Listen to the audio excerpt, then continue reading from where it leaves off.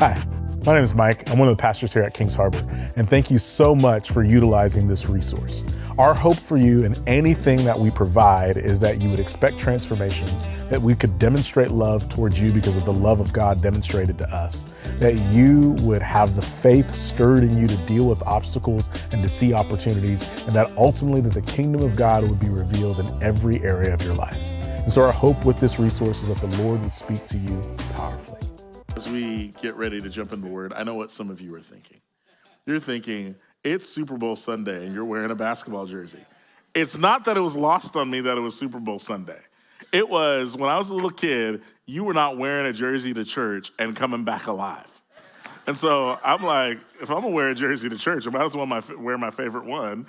And so I wore a Kobe jersey. And if you're mad about it, that's on you. As you came in this morning, you received a little white card that said, let's pray together. And then it's perforated. And on one side it says for the church. On the other side it says for you. We'll talk about that more specifically. I didn't just want you to think that you got a random piece of paper. But towards the end of the message, we actually are going to utilize that. So I don't want you to be distracted by it the entire message, thinking about what am I supposed to do with this.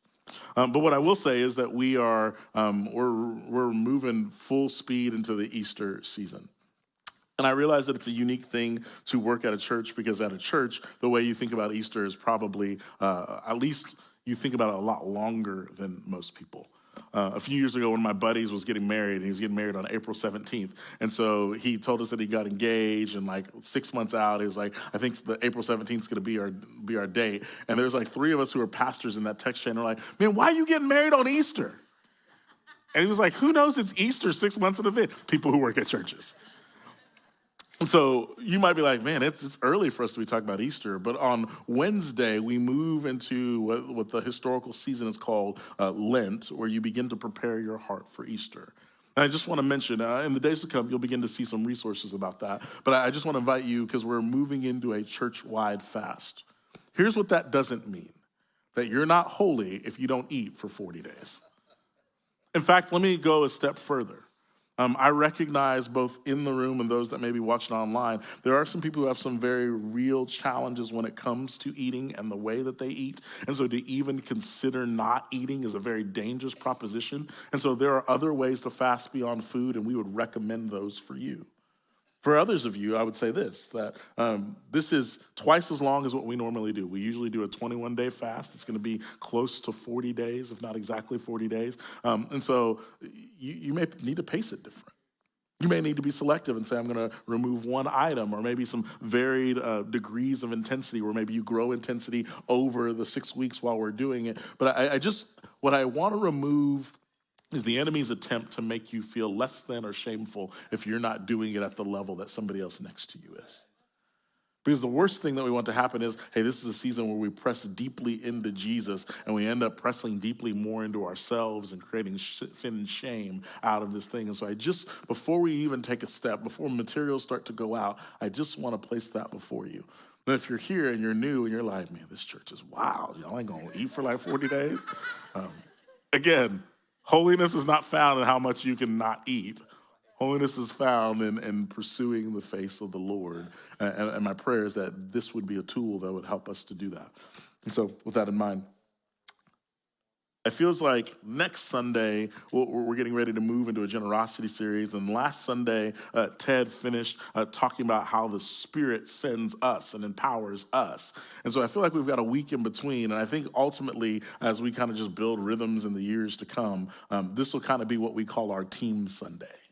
It'll be a time that we as a people can rally and think about what's God doing specifically in us that will begin to carry us through the season that is to come and maybe even years to come.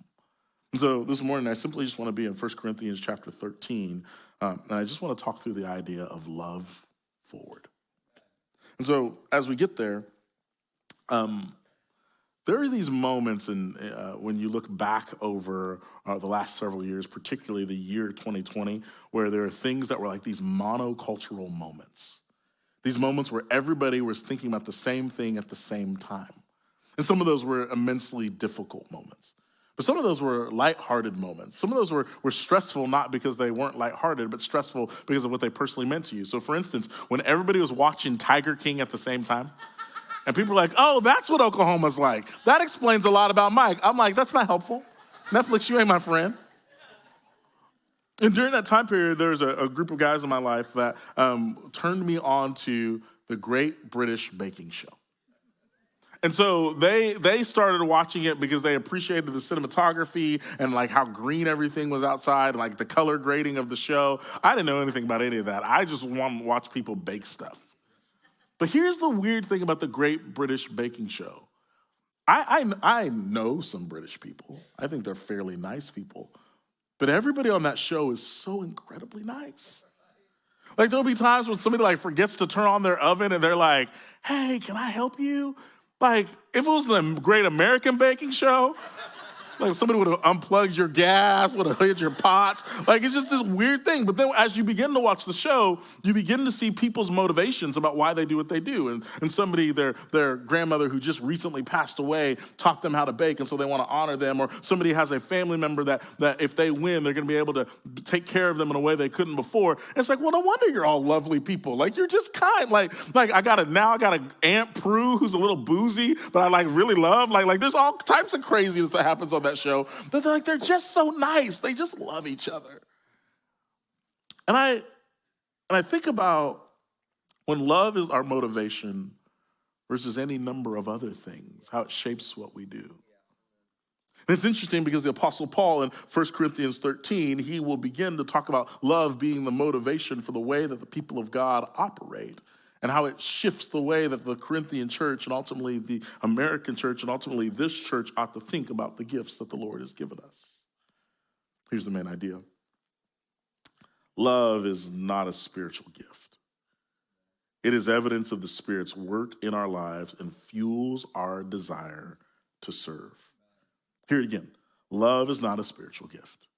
If you run through the New Testament and look through the list of things that Paul would say is a gift, certainly they are not exhaustive lists, but none of those lists include the idea of love, as if to say you are not meant to be supernaturally powered to love. That actually just comes already default in the hardware.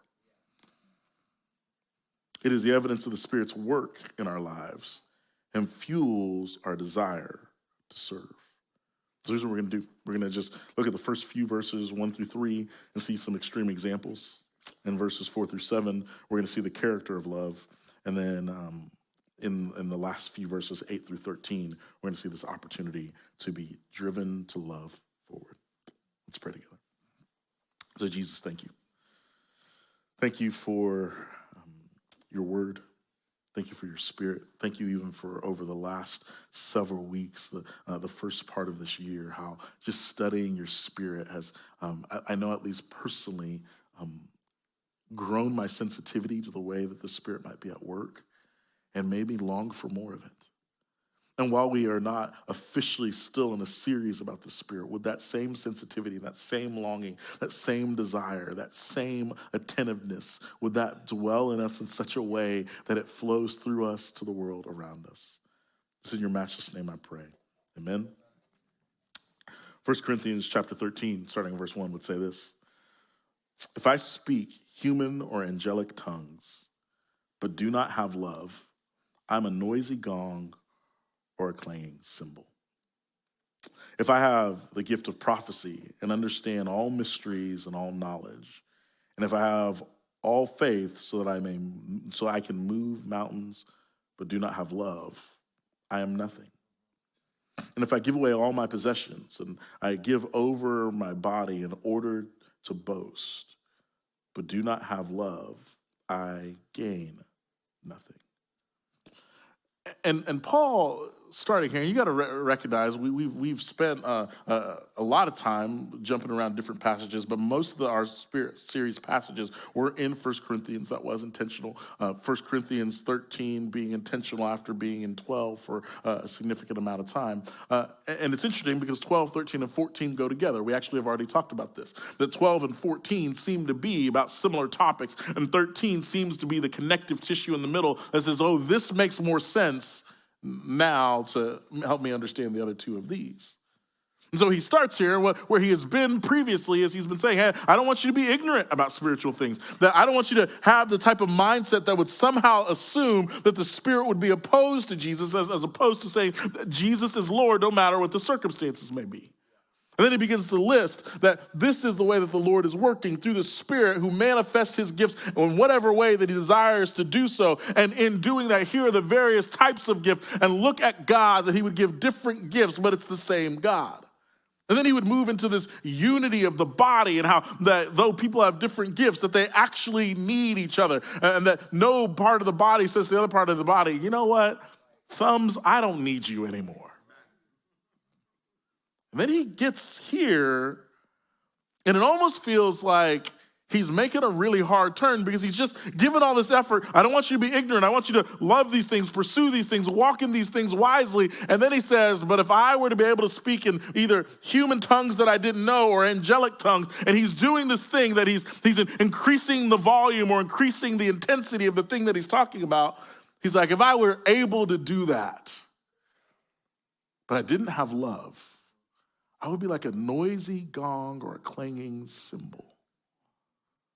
When I was going into middle school, the band director from our middle school came to our elementary school and was like, hey guys, band is gonna be fun, it's gonna be awesome. Like he showed up with all the drummers from the drum line. And so they're doing their thing. He didn't show up with the oboe player.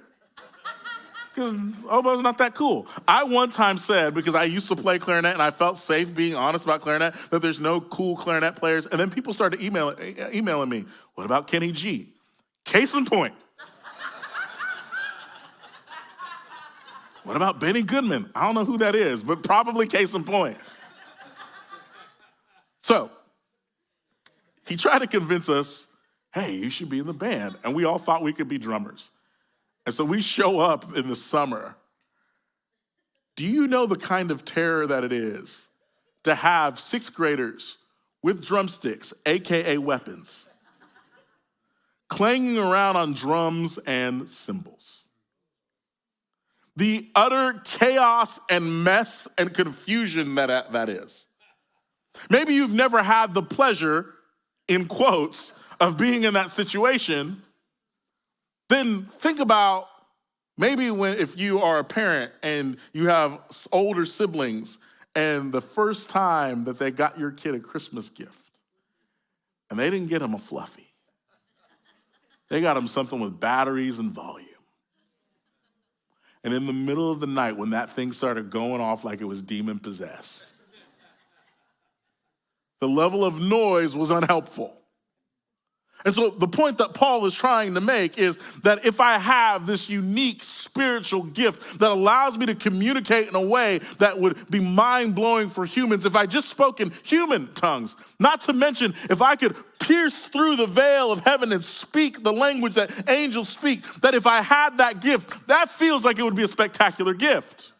It's like if I had that gift, but I don't love the people around me, I am like a room full of junior hires learning to play the drums. He'd go on to say that if I had the type of gift of prophecy that I could understand mysteries, if I had the level of faith that I could move mountains, like this is the thing that we say we want. Like he would literally say later on that if you're going to pursue the gifts, pursue the best ones, and you should pursue prophecy.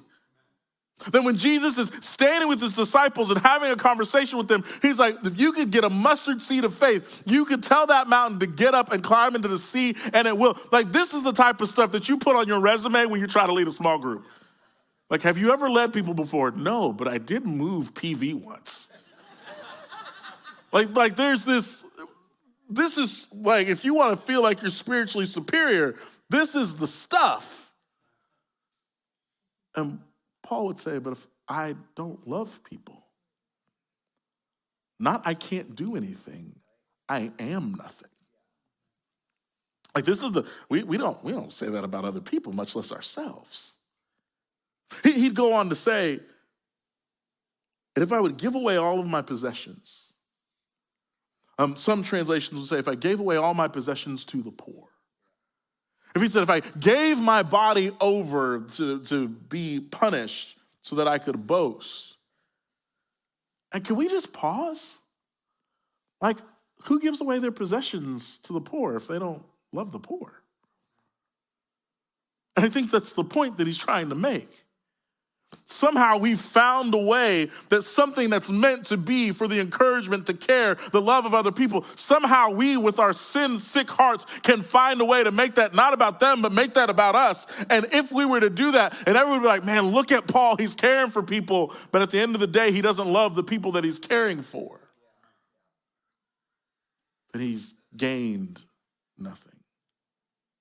This is important because in the Corinthian church, there is this status measuring according to gifts, according to knowledge, according to who you were associated with. And his whole point was, you guys are running after the wrong thing. If you want to be able to measure yourself, if you want to be able to measure your gift, if you want to be able to measure your ability, it's not by who has what, it's about who is loving the most deeply.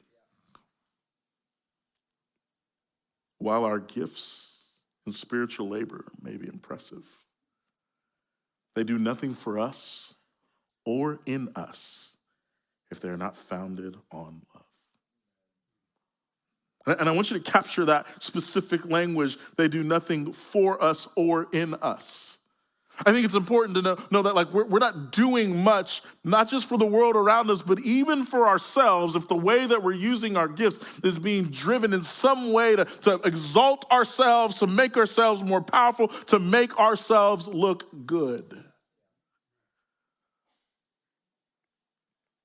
If they are not founded on love. Paul would go on and he would move into what is a poem. And as I was studying this week, they talk about in that culture of that day, there are certain times people would write tribute poems to other people to gain your attention, to be like, hey, if you really want to know who's awesome, you should look at so-and-so. You should hear about so-and-so. And so it's interesting because what he talks about is not a person, but the love itself. Love is patient. Love is kind. Love does not envy. It is not boastful. It is not arrogant.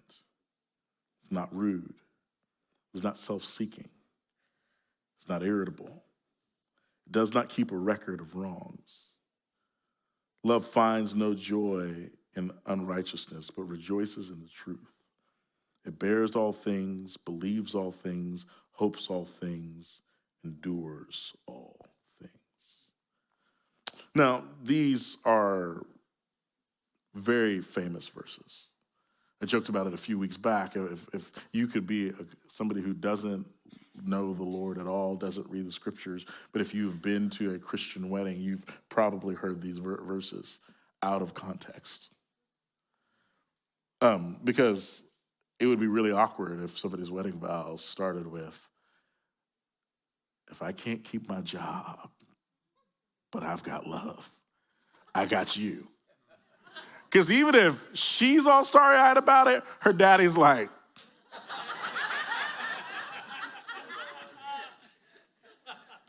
so out of context, these are some really sweet verses, but in context, that has nothing to do with married couples at all. And while married couples can benefit from it, it's certainly not the point of the text.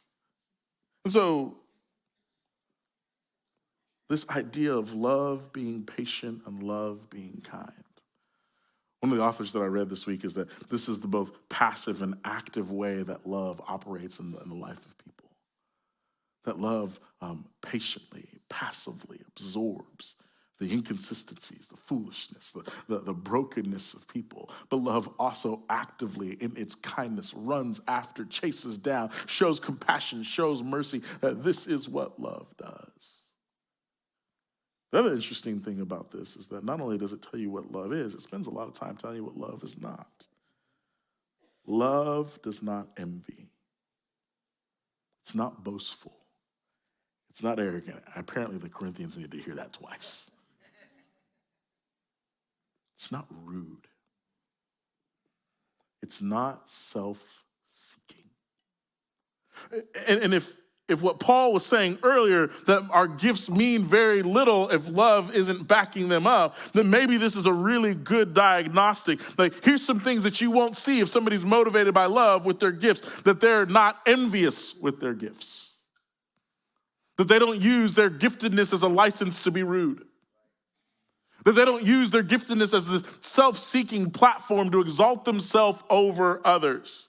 That their giftedness doesn't make them arrogant.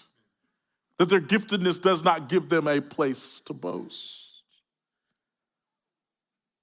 That love is not irritable. It does not keep record of wrongs. Man, I wish that wasn't in there. Because I got a good memory. When somebody does something against me, I'm like, 2020 again, I am watching through The Last Dance, and I take some things personally, just like Michael Jordan. And I remember those things. And so then I got to repent anytime I read 1 Corinthians 13. Love finds no joy in unrighteousness, but rejoices in the truth. It bears all things. It believes all things. It hopes all things, and it endures all things. There's a writer named Czeslaw Speak, and he would say this: while other kinds of love can remain hidden in the heart, it is essential for Christian love to manifest itself, to demonstrate itself, to provide proofs, and to put itself on display. And one of the things that I love is that love is doing things. Love is being kind. Love is being patient. Love is bearing. Like there's this activity to love. And I think sometimes we do this weird mental gymnastics where we try and separate emotion from ethics. Where we'll be like, well, sometimes you just feel something. And so either depending on how you feel about emotions, that it's either good or bad, depending on whether you feel something. And sometimes we say, but ethics are over here. There's a book called Compassion and Conviction, and it talks about that we as believers in a modern world, what does it look like for us to hold both the emotions of our compassion and the ethics of our conviction and have them bleed into one another? Love is a very active thing. The way that the New Testament talks about love, it's not just that you got the feels because somebody gave you a vibe. The way that the New Testament talks about love is that it hits your head and your heart, and ultimately it will get down to your hands. That there's this discernment that happens in the process of choosing to love, committing to love. We use words like devotion, and it either means what we do in the morning when we get up and we take an Instagram picture and maybe we'll get past the table of contents in our Bible. Or it's what we say to somebody else that we're devoted. I can remember standing on my wedding day. In fact, my anniversary is a week from today, so I should probably do some shopping. And I remember looking into Sky's eyes, and the pastor that was leading the wedding, he was like, you know what I'm so proud of you guys is you have devotion. I was like, yeah, I do. And he was like, devotion is that gritty word that says that you're committed even when it's hard. I was like, don't you mess up my wedding day. But devotion is this active discernment to say that I am committing myself to this. But there's also a level of emotion that is involved in loving. There's also sometimes this deep-seated feeling that even when my mind would say flee, my heart says that I can't. And then there's also, according to Paul, that if we love, there's an activity that comes behind it. Even the way that we would use the gifts that the Lord has given us come born out of the committed love that we have stepped into. Then he takes love beyond just these examples of its importance or its character to this bigger conversation that feels like it's eternal. Verse 8 would say it this way: love never ends. But as for prophecies, they will come to an end. As for tongues, they will cease. As for knowledge, it will come to an end. For we know in part, and we prophesy in part. But when the perfect comes, the partial will come to an end. When I was a child, I spoke like a child. I thought like a child. I reasoned like a child. When I became a man, I put aside childish things. For now we see only a reflection as in a mirror, but then face to face. Now I know in part, but then I will know fully, as I am fully known. Now these three remain: faith, hope, and love. But the greatest of these is love. And so he makes this statement. He's already said that it bears all things and that it hopes in all things and believes in all things and it endures all things. And then he says, just in case you weren't sure what I was saying there, let me say it again: love never ends. And he's now seems to like, let me connect the two things that I've said to you. I've talked to you about how what we have in terms of our gift doesn't match anything that if it doesn't have love. And I've talked to you about the enduring character of love, but now let me combine the two, that love will not end, love will not fail, love will not wither, but at the same time, you've got to recognize that these gifts that you're being given, that they do have an expiration date. And let me be careful here.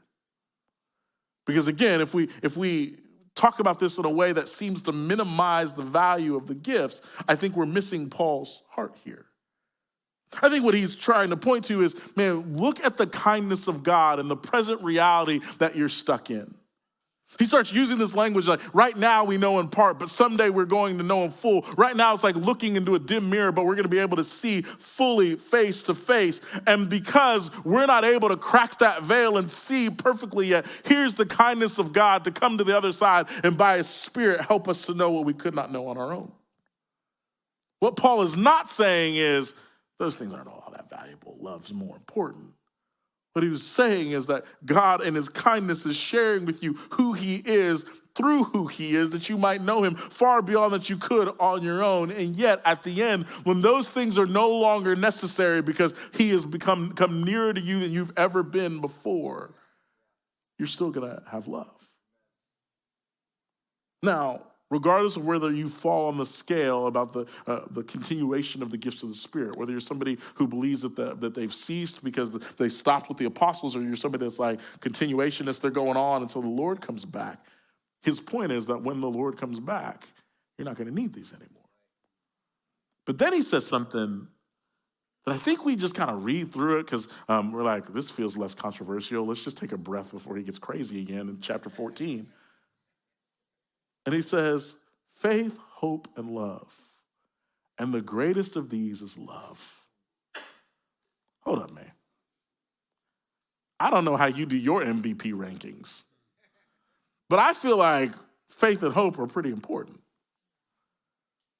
I mean, isn't it by faith which we are saved, not by works of our own? Like, isn't that a pretty big deal? Isn't it the hope of glory that's Christ in us? Like, he compares hope to Christ being in us. That feels like a big deal. Isn't it back in Romans when he says that you have peace with God now that you've gained access and now you have hope with him? Like that feels like it's a pretty big deal. And so what is it about love that somehow supersedes faith and hope? You're going to have to explain this, homie. One of the few things that you share with God is love. God isn't sitting in heaven and be like, Son, Spirit, man, I hope we can figure this humanity thing out. He's not like trying to conjure up enough faith to move a mountain. Like even when Jesus was on earth, like do you ever hear how Jesus prays? Like Jesus don't pray like you and I pray. When I pray, I'm like, okay, God, I know you can do this, but even if you don't, here's how Jesus prays when he's standing in front of the tomb of a guy who's been dead for 4 days. I know you hear me when we pray. In fact, the only reason I'm praying out loud is so that they would know that you hear me when we're about to do this. And then doesn't even ask the Father, hey, would you raise Lazarus from the dead? He's like, Lazarus, get up, dude. And Lazarus like waddling out in his grave clothes. Jesus doesn't even go help unwrap him. Like he was like, oh yeah, I knew that was going to happen. Like Jesus just prays with this like connection and this expectation. Like he's not like, there's no like quivering in his voice when he's praying. Because he's not having to exert hope or faith when he prays. And yet, what makes us similar to God is the ability to love. And in fact, oftentimes, maybe you grew up hearing that the reason that God created was because he was lonely. I hate to burst your bubble before Valentine's Day. And I know you're like, man, this is a love sermon, and you've given me nothing to spit game to my significant other on Valentine's Day. I'm not here for that. God was not sitting there saying, I'm so lonely and I need some friends. If I could just make people who are almost as equal to me.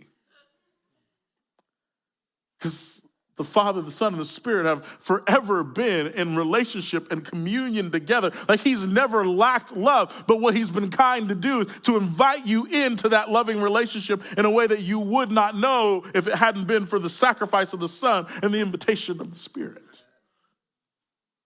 And so now you get to see what the trueness of love looks like, the mutual submission, the mutual honor and affirmation. Like you get invited into something that's like nothing else that you've seen in the entire world. And for the believer in Jesus Christ, it's this bridge from our present reality to the future of the fulfilled kingdom. And it's found on this bridge that's built, at least from the human side, by love. If you're like, man, that was good. I didn't come up with it. I got it from a brilliant man named N.T. Wright. He writes in this book, The Resurrection of the Son of God. The point of verses 8 through 13 is that the church must be working in the present on the things that will last into God's future.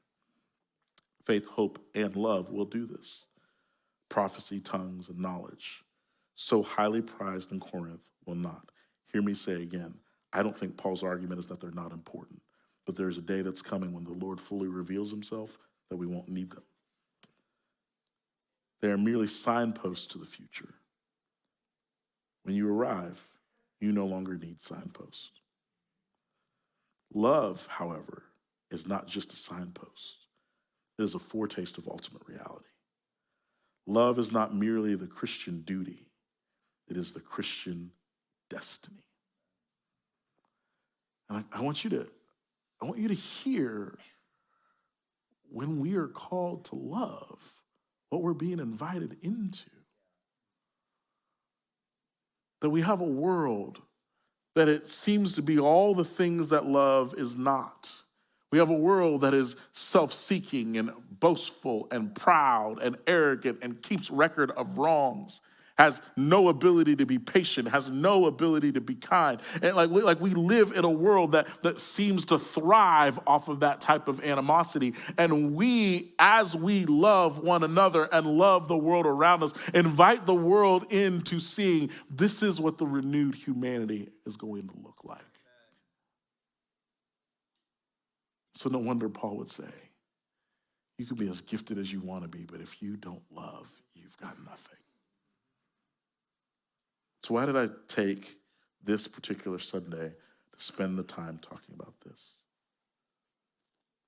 Our main idea again, love is not a spiritual gift. It is evidence of the Spirit's work in our lives and fuels our desire to serve. If N.T. Wright is correct, and I think he is, if love is the ultimate human bridge from present Christian living into the future kingdom, then church, I just want to invite us to build together. Back when we were going through our rebrand process, that language of love forward. Love forward is not our vision statement. It's not our mission statement. It's more of our brand promise or our catchphrase. When we were going through this as a staff and learning this, we'd often say, hey, does anybody know the mission statement of Nike? And somebody would raise their hand and be like, just do it. And like, wrong. And somebody would be like, Jesus, and be like, can't say wrong, but it ain't right. And so Nike's brand promise is just do it. Our brand promise is love forward. As we begin to do the work to make sure that we could use that, we found out that it was somebody else's trademark. A person down in Orange County who started a foundation to help women who are in Southeast Asia begin to get job skills, life skills, be able to take care of their families. So we were wrestling because we were like, man, we feel like this is the right phrase, but somebody else owns it.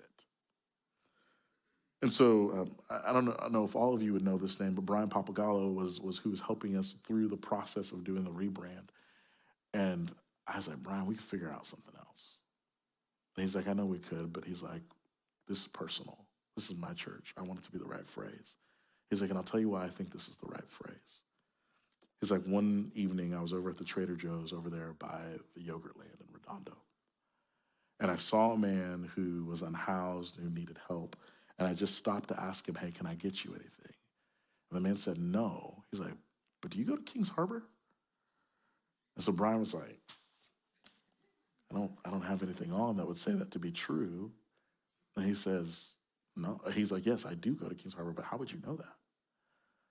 And he said, because there are other people who have come through this Trader Joe's who have seen me and asked if I needed help.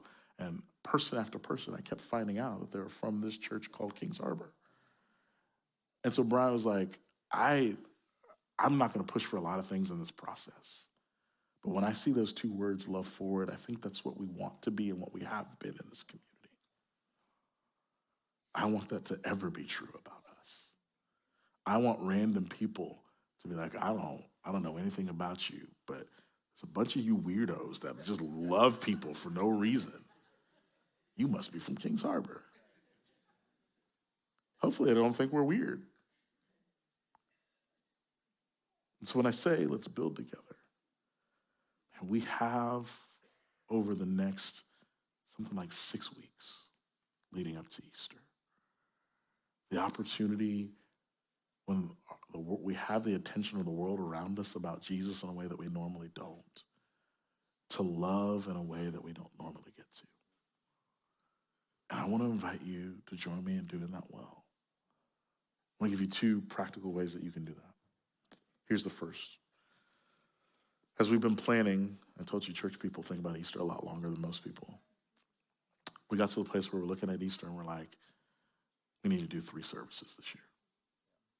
Like if we're gonna care for our own people well, plus care for the people who may be invited through our community, plus people who randomly find us because of things like Google, 9 to 10:45 isn't gonna be enough. And so we're just go ahead and moving forward in faith. We're gonna do 3 services. Be excited. That means they're gonna be hour-long services instead of an hour and I'm not even gonna time myself.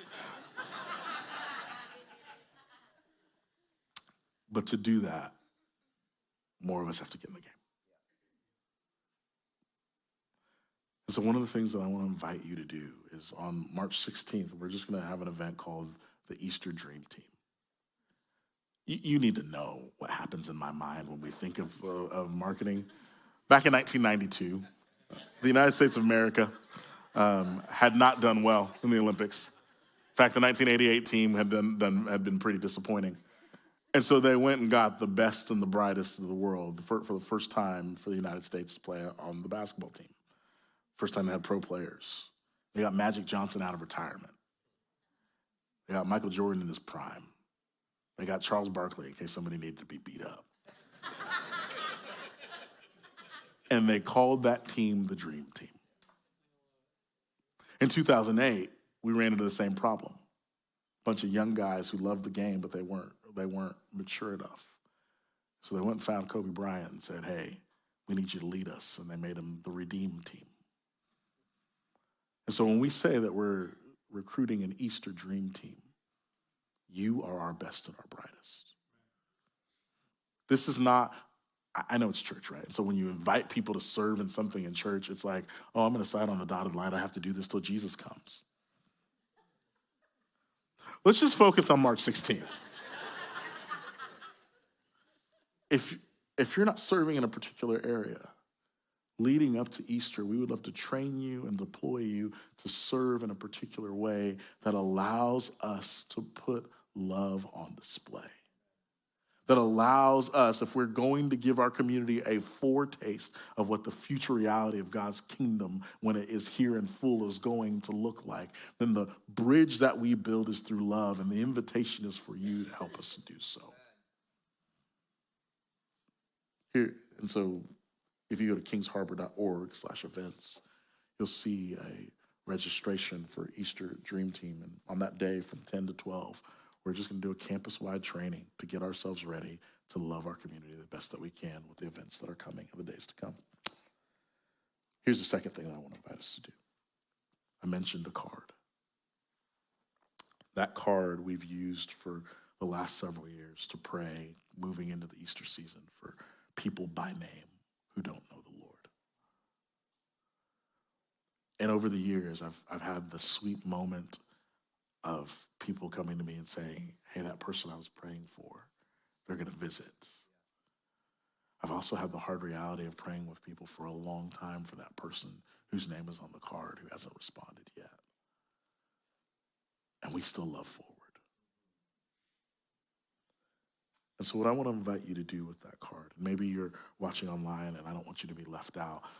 If you go into our app in the hub, there's a line there that says Lent prayer cards. You can click on that and you can fill out a digital card that will send you a copy and us a copy. I want to invite you to just take the next few moments and begin to pray. We've talked a lot about the call to love, but let me just say some things. Loving people is costly. Loving people invites you to be vulnerable to betrayal.